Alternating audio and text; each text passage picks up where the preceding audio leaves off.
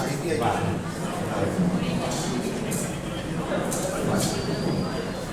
आणि माहिती दिली आहे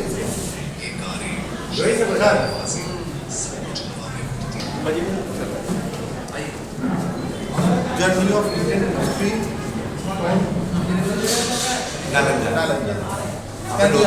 लोथल हाँ आपने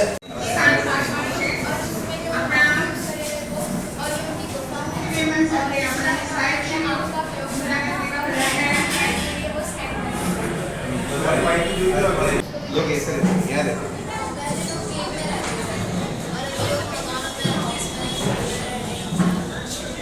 तो इसी के साथ रहने लगे सब एयर कंडीशन पंखा सब आ गया ना पहले कैसे रहते आदिवासी लोग बड़ी आर्ट जैसे कि ये आदिवासी का कल्चर और आर्ट है। यस क्या बात है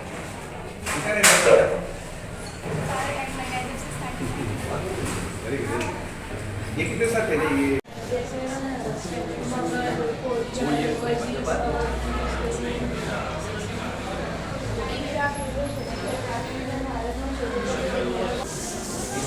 આપણે છે ઇંગ્લિશમાં ગુજરાતીમાં બંને સોર્સ છે એટલે રિટર્ન થિંગ્સ સેપરેટલી બાયલિંગ્યુઅલ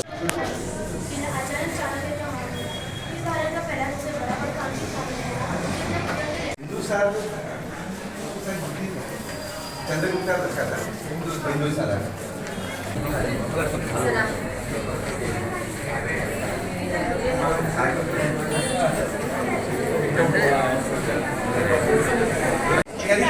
अलग लोगों પાસે કલેક્ટ કરે हाँ बाकी तो આપણે મંદિર આપ્યું છે कोना से जबरदस्त मेहनत करके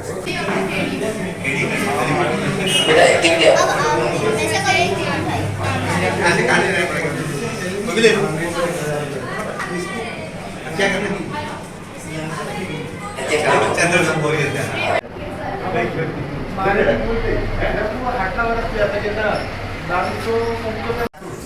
એ સંસ્કૃત પછી ઇમિડિયેટ આફ્ટર સંસ્કૃત પ્રાકૃત प्राकृत हाँ प्राकृत પ્રાકૃત પછી બ્રાહ્મણી આવે પછી ગુજરાતી ऐसे गुजरते हैं ગુજરાતી પછી કઈ બ્રાહ્મણી વાત કરે ધીસ ઇઝ બ્રાહ્મણી ये विप्लव थोड़ा काम करते हैं 1857 સુધી હવે વિપ્લવ શબ્દ કાઢી નાખ્યો હવે સ્વતંત્ર સંગ્રામ આપી દીધો अच्छे बोली લાલ કરી एक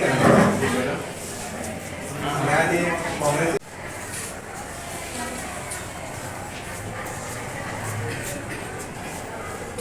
જે અડધા અડધા કલાકના ડિફરન્સ જીએમટી થી બટ हमारे के लिए समझ नहीं आता બેટા અને અક્ષાંશ રેખાંશ કહો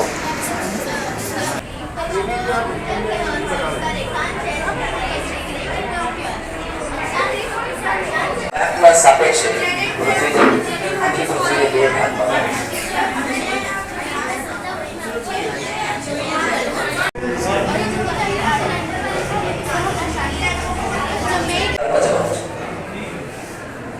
ये है गुजरात ये है महाराष्ट्र तेलंगाना के महाराष्ट्र है तेलंगाना કેટલા કિલોમીટર શું છે અને એના લેવલ હા आज हम लोग का एसएस फेयर है और इसमें मैं एक्सप्लेन करने वाली हूँ आदिवासी लाइफस्टाइल। आदिवासी लोग प्रकृति के बहुत करीब रहते हैं। उनका जीवन जंगल, पेड़ और नदियों के साथ जुड़ा होता है। वे लकड़ी, बांस और मिट्टी से अपने घर बनाते हैं। उनका भोजन मुख्य रूप से कंद, मोल, फल और अनाज से मिलने वाली प्रकृति और संसाधनों पर आधारित है। आदिवासी समाज में नृत्य, संगीत और कला का विशेष महत्व है, जैसे वल्ली कला, मुक्कट, लोकगीत और पारंपरिक नृत्य आदिवासी के कल्चर और ये आर्ट है। धन्यवाद, थैंक यू सो मच। मैं आज आप सबको एक साइंटिफिक सी जानकारी देना चाहती हूँ सांची स्तूपा के बारे में। सांची स्तूपा मध्य प्रदेश में स्थित है और ये भारत के पुराने बुद्ध स्मारकों में से एक है। इसका निर्माण सम्राट अशोक ने करा था। 3वीं शताब्दी में ईसा पूर्व में करवाया था। ये जो स्तूप बुद्ध के अवशेष थे उसको सुरक्षित रखने के लिए बनाया गया था और ये इसकी जो गोलाकार आकृति, विशाल गुंबद और तोरण द्वार, जिन्हें तोरण कहा जाता है, जो एक भारत के बौद्ध स्मारकों में से एक भारत के उत्कृष्टता दर्शाता है और ये भारत की संस्कृति उत्कृष्टता भी दर्शाता है। ये पीस के लिए बनाया गया था। ताड़पत्र, ताम्रपत्र और भोजपत्र। प्राचीन काल में इतिहास को समझाने के लिए ताम्रपत्र, ताड़पत्र और भोजपत्र के बारे में बताना चाहती हूँ। ताम्रपत्र पर राजा अपने आदेश डांस लिखवाते थे और ताड़पत्र और भोजपत्र पर धार्मिक वैज्ञानिक ग्रंथ लिखवाते थे। प्राचीन सिक्के हैं। इन प्राचीन सिक्कों से हमें उस समय की व्यापार व्यवस्था और शास्त्रों की जानकारी मिलती है। ये सब अलग अलग प्राचीन सिक्के हैं। मैं आपको बताने जा रही हूँ कि एडी और बेसिक के अंतर के बारे में बताने वाली हूँ। हमने और टीचर्स ने बहुत मेहनत की है और हम लोग ने ये स्केल से बनाया है और जितने भी पेरेंट्स आए हैं उनको बहुत अच्छा लगा है। तो अब हम आपको बीसी और एडी के बारे में बताऊंगी। बीसी का मतलब है बिफोर क्राइस्ट, जिनकी गिनती उल्टी दिशा में होती है। एडी का मतलब है एनो डोमिनी, जिनकी गिनती सीधी दिशा में होती है। तो प्रभात, आज हम आपको एडी, बीसी, सीई और बीसीई की समय रेखा यानी टाइमलाइन के बारे में बताने जा रहे हैं।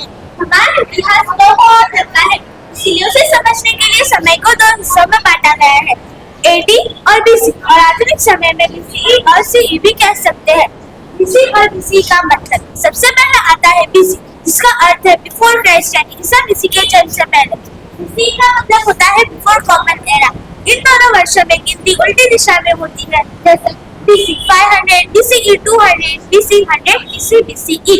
एडी और सीई का मतलब है एनो डोमिनी यानी ईसा मसीह के जन्म के बाद। एनो डोमिनी लैटिन लैंग्वेज में से लिया गया है।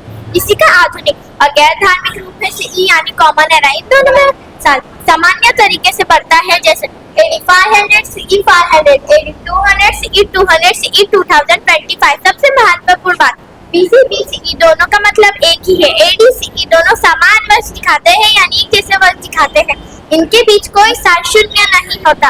समय सीधा एक बीसी बीसीई से एक एडी सीई में चला जाता है। हम ये प्रणाली क्यों उपयोग करते हैं? इतिहास को सही क्रम से समझने के लिए, यह जानने के लिए कि कौन सी घटना कब हुई, पुरानी और नई घटना की तुलना करने के लिए। सीई और बीसीई सभी धर्मों के लिए ट्रस्ट है यानी है। अंत में एडी, बीसी, सीई और बीसी और समय रेखा हमें इतिहास को सरलता से समझने में मदद करती है। अगर आपको समय रेखा यानी टाइमलाइन के बारे में और जानकारी हासिल करनी है या फिर आप एक्टिविटी में भाग लेना चाहते हैं तो ये क्यूआर कोड स्कैन कीजिए। My name is Sadhavya. I'm from Standard 8A. स्वतंत्रता आंदोलन भारत में अंग्रेजों के खिलाफ पहला बड़ा आंदोलन था। रानी लक्ष्मीबाई, मंगल पांडे और बहादुर शाह जफर जैसे वीरों ने साहस के साथ लड़ाई लड़ी। हालांकि वह आंदोलन सफल नहीं हुआ, लेकिन इसमें भारतीय ने आजादी की भावना जगा दी।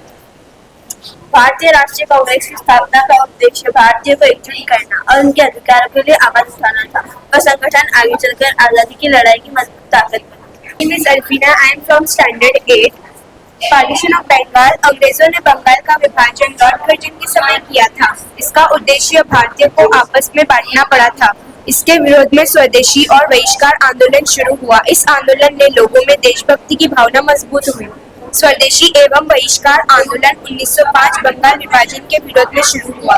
लोगों ने विदेशी वस्तुओं का बहिष्कार किया और स्वदेशी सामान अपनाया। स्वतंत्रता संग्राम का एक महत्वपूर्ण चरण था। Thank you. My name is Sheikh Ayat. I am Standard 8A.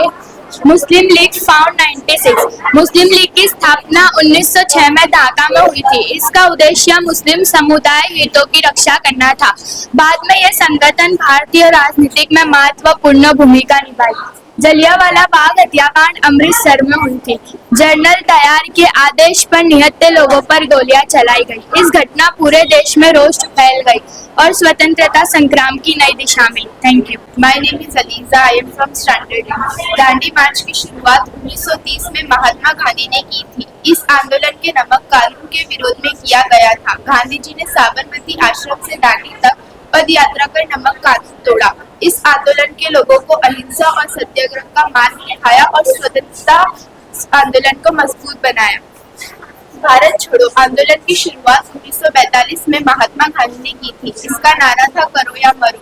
इस आंदोलन के लोगों को अहिंसा और सत्याग्रह का रास्ता दिखाया और स्वतंत्रता आंदोलन को मजबूत बनाया और देशवासियों में जागरूकता लाई। कैबिनेट मिशन योजना भारत की स्वतंत्रता के लिए ब्रिटिश सरकार द्वारा भेजी गई थी। इसका उद्देश्य भारत को एकजुट रखना और सत्ता हस्तांतरण करना था। इस योजना में संघीय शासन का प्रस्ताव रखा गया था। कैबिनेट मिशन योजना भारत की स्वतंत्रता की दिशा में एक महत्वपूर्ण कदम थी। Indian independence. लंबे संघर्ष और बलिदानों के बाद 15 अगस्त 1947 को भारत स्वतंत्र हुआ। महात्मा गांधी और अन्य नेताओं ने इसमें महत्वपूर्ण भूमिका निभाई। ये दिन हमें आजादी, एकता और देशभक्ति का संदेश देता है। हमें अपने देश की स्वतंत्रता की रक्षा करनी चाहिए। मेरा नाम अम्मान है। आज मैं आपको सम्राट अशोक के शिलालेख में इस्तेमाल की गई लिपियों के बारे में बताने जा रहा हूँ। सम्राट अशोक ने अपना संदेश पूरे भारत और बाहर के देशों तक पहुँचाने के लिए अलग अलग क्षेत्रों में अलग अलग लिपियों का उपयोग किया है। सबसे मुख्य रूप से 4 लिपियां प्रयोग हुई, जिसमें ब्राह्मी लिपि सबसे ज्यादा प्रसिद्ध है। नंबर 1 ब्राह्मी लिपि, नंबर 2 ग्रीक लिपि, नंबर 3 खरोशनी लिपि, नंबर 4 आरामिक लिपि। नंबर 1 ब्राह्मी लिपि। यह अशोक की सबसे ज्यादा उपयोग की गई लिपि थी। इसमें लिखने की दिशा बाएं से दाएं होती है और ये गुजरात, मध्य प्रदेश, बिहार, उड़ीसा और महाराष्ट्र जैसे राज्यों में उपयोग हुई थी। नंबर 2 खारोशनी लिपि। यह लिपि उत्तर पश्चिम में प्रयोग हुई थी। इसमें लिखने की दिशा दाएं से बाएं होती है और ये लिपि पाकिस्तान के शाहबोजगढ़ और अफगानिस्तान में बोली जाती थी। नंबर 3 ग्रीक लिपि। यह लिपि अशोक के उन शिलालेख में पाई जाती है जो भारत के बाहर लिखे गई है। नंबर 4 आरामिक लिपि। यह लिपि मध्य एशिया की एक प्रसिद्ध प्राचीन लिपि थी। इस आरामिक लिपि से हमें पता चलता है कि अशोक के साम्राज्य का प्रभाव भारत के बाहर भी था।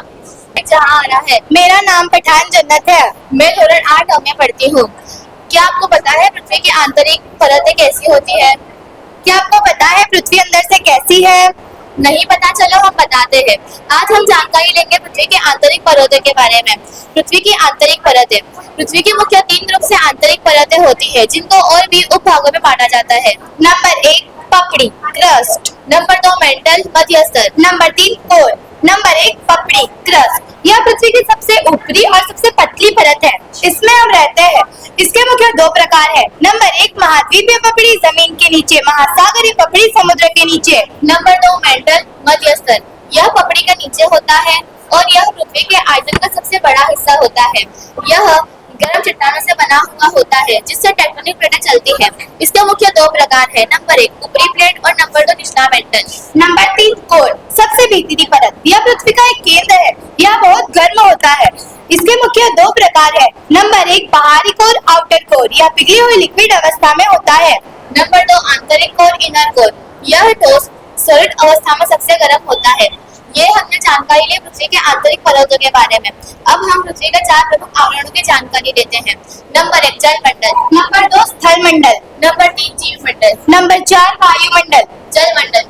पृथ्वी के सभी प्रकारों के जल को मिलाकर जलमंडल बनता है, जैसे कि महासागर, नदी, हिमनदी, झरने, भूमिगत जल, झील, तालाब आदि। जल हमारे जीवन के लिए आवश्यक है। पानी हमारे को पीने के लिए, खाना बनाने के लिए, रसोई में, उद्योग में उपयोगी होता है। नंबर 2 स्थल मंडल। पृथ्वी की ऊपरी ठोस और परत से स्थल मंडल बनाया जाता है। नंबर 3 जीव मंडल। पृथ्वी का वह भाग जहाँ जीवन पाया जाता है जीव मंडल कहलाता है, जैसे मनुष्य, पशु, पौधे, सूक्ष्म जीव आदि। नंबर 4 वायुमंडल। पृथ्वी के ऊपर फैला हुआ गैसों का आवरण वायुमंडल कहलाता है। Good morning. आज आपके सबके सामने भारत के वन्यजीव अभ्यारण्य मतलब वाइल्ड लाइफ सेंचुरी, राष्ट्रीय उद्यान मतलब नेशनल पार्क और जैव मंडल आरक्षण मतलब बायोस्फीयर रिजर्व के बारे में अपने विचार प्रस्तुत करने जा रही हूँ। भारत की जैव विविध प्रजातियाँ। भारत उन चुनिंदा देशों में से एक है जहाँ रेगिस्तान, समुद्र तट और जीव सब कुछ मौजूद है। इनको बचाने के लिए भारत सरकार ने संरक्षित क्षेत्रों का निर्माण किया है। चलिए समझते हैं। पहले का आता है वन्यजीव अभ्यारण्य, जो कि वाइल्ड लाइफ सेंचुरी है। वन्यजीव अभ्यारण्य वे स्थान है जहां जानवरों को प्राकृतिक वातावरण में सुरक्षित रखा जाता है। यहाँ शिकार पूरी तरह प्रतिबंधित होता है, लेकिन कुछ नियंत्रित मानव गतिविधियों सीमित रूप से अनुमति योग्य होती है। इन अभ्यारण्यों का मुख्य उद्देश्य है जानवरों को खतरों से बचाना और उनके आवासों को सुरक्षित रखना। पहले पे आता है पेरियार, जो कि केरल में है। उसका मेन एनिमल है एलिफेंट। दूसरे पे आता है जाम्बू घोड़ा, जो कि गुजरात में है और उसका मेन एनिमल है पैराडाइज। और तीसरे पे आता है तजिका जो कि जम्मू एंड कश्मीर में है, उसका मेन एनिमल है हंगुल। और चौथे पे आता है भरतपुर जो कि राजस्थान में है, उसका मेन एनिमल है साइबेरियन क्रेन। और पांचवे पे आता है नल सरोवर जो गुजरात में है और उसका मेन एनिमल है फ्लेमिंगो। वो अभ्यारण्य से अधिक सुरक्षित और कठोर संरक्षित क्षेत्र होते हैं। यहाँ जानवरों के साथ साथ प्रकृति की भी सुरक्षा की जाती है, यानी कि पेड़ पौधे मिट्टी पहाड़ सबको सुरक्षित रखा जाता है। यहाँ किसी भी तरीके की खेती या व्यावसायिक सामाजिक विद्या या शिकार बिल्कुल नहीं किया जा सकता। भारत के कुछ प्रमुख राष्ट्रीय उद्यानों में आता है काजीरंगा राष्ट्रीय उद्यान जो असम में है, जिम कॉर्बेट राष्ट्रीय उद्यान जो उत्तराखंड में है, कान्हा राष्ट्रीय उद्यान जो मध्य प्रदेश में है और सासन की राष्ट्रीय उद्यान जो गुजरात में है। बायोस्फीयर रिजर्व यानी कि जैव मंडल आरक्षण ये नेशनल पार्क और सेंचुरी से बहुत अलग होता है। मतलब कि यहाँ ये बहुत सबसे पहले तो ये बहुत बड़ा होता है और साथ में यहाँ पे ऑर्गेनिजम्स की भी सुरक्षा की जाती है और एनिमल्स की भी सुरक्षा की जाती है, जैसे कि पेड़ पौधे उन दोनों में ये सब सुरक्षा नहीं की जा सकती, लेकिन यहाँ पे की जाती है। जैसे कि कुछ एग्जाम्पल्स आते हैं गल्फ ऑफ कच्छ, ये गुजरात में मौजूद है और ये जो सर्कल वाला है ना ये इसका मेन एनिमल है, मतलब कि इसके लिए बहुत ज्यादा ये फेमस है। फिर आता है पंचमरी जो कि मध्य प्रदेश में है और वो स्क्विरल के लिए बहुत ज्यादा फेमस है। फिर आता है दंतुबंग जो कि अरुणाचल प्रदेश में मौजूद है और इसका मेन एनिमल ये है। फिर आता है गोल्ड डेजर्ट जो कि हिमाचल प्रदेश में मौजूद है और उसका मेन एनिमल ये है। फिर आता है सुंदरबन जो कि वेस्ट बंगाल में मौजूद है और उसका मेन एनिमल टाइगर है। मैं इरफान भाई चिश्ती विश्व भारती स्कूल का मैनेजिंग डायरेक्टर। 2 दिन तक ये मेला चलेगा। इसकी तैयारी में तकरीबन पिछले 20 दिन से टीचर और बच्चे लगे हुए हैं और स्टाफ 110 का है वो लगा हुआ है और बच्चों में 350 बच्चे लगे हुए हैं और अभी 1 घंटे में 500 लोगों ने विजिट कर ली है, जिसमें 51 स्कूल के प्रिंसिपल भी शामिल है।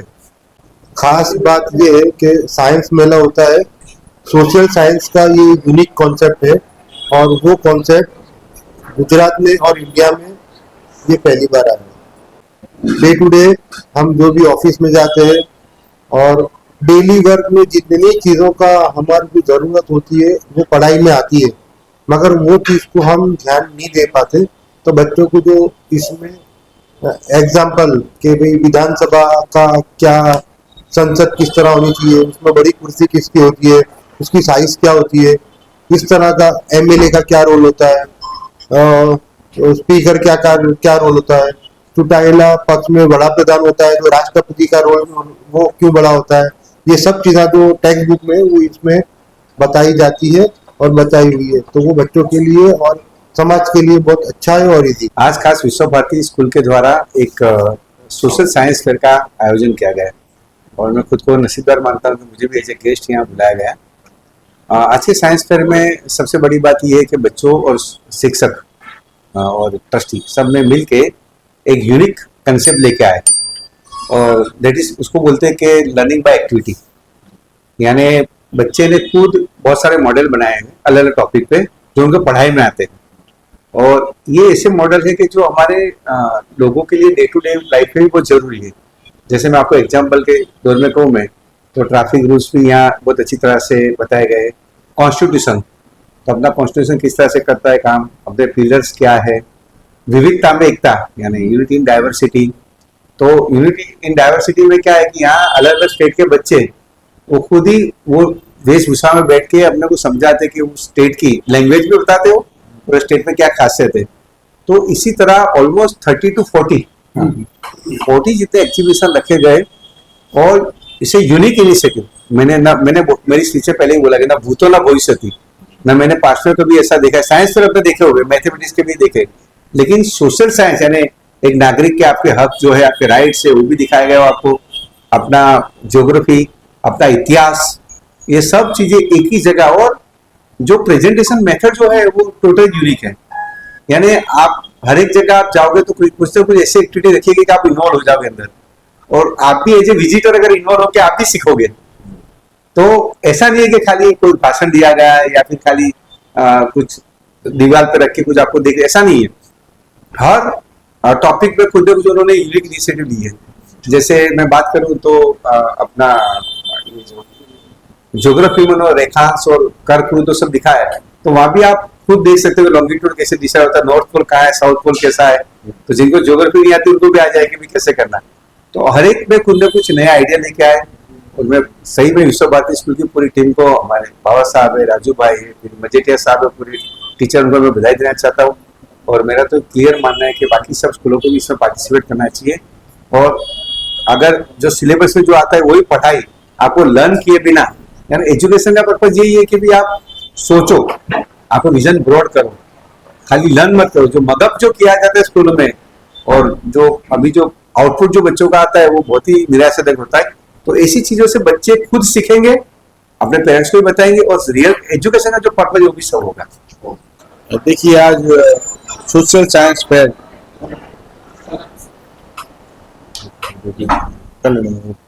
जी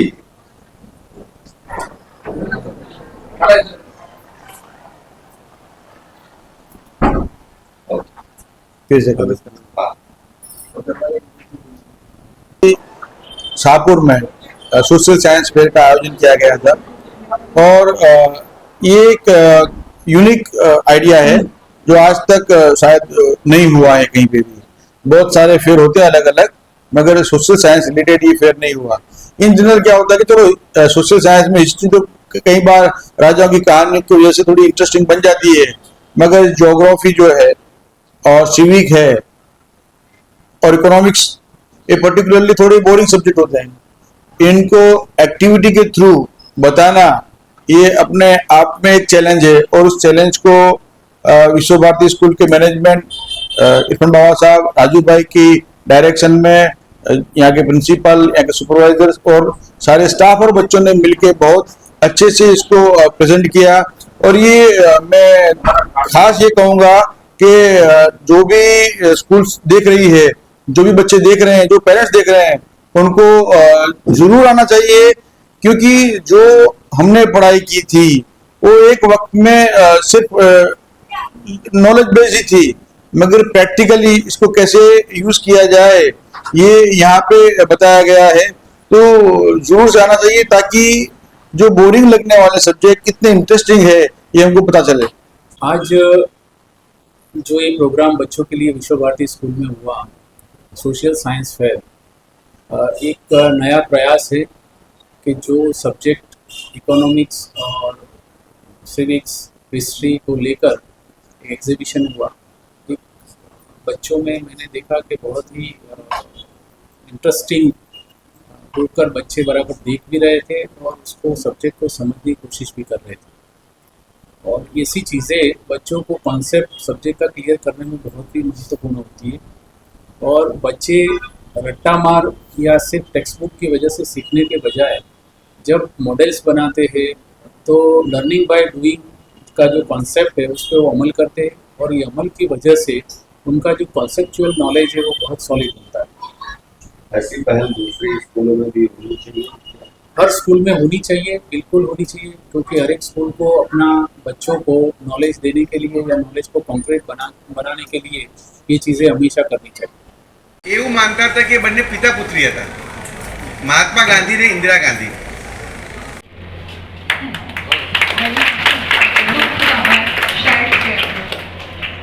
એ આગળ મળશે, આગળ બી અમારા હાઈસ્કૂલના સાથે મીટિંગ હતી ને એટલે આ જ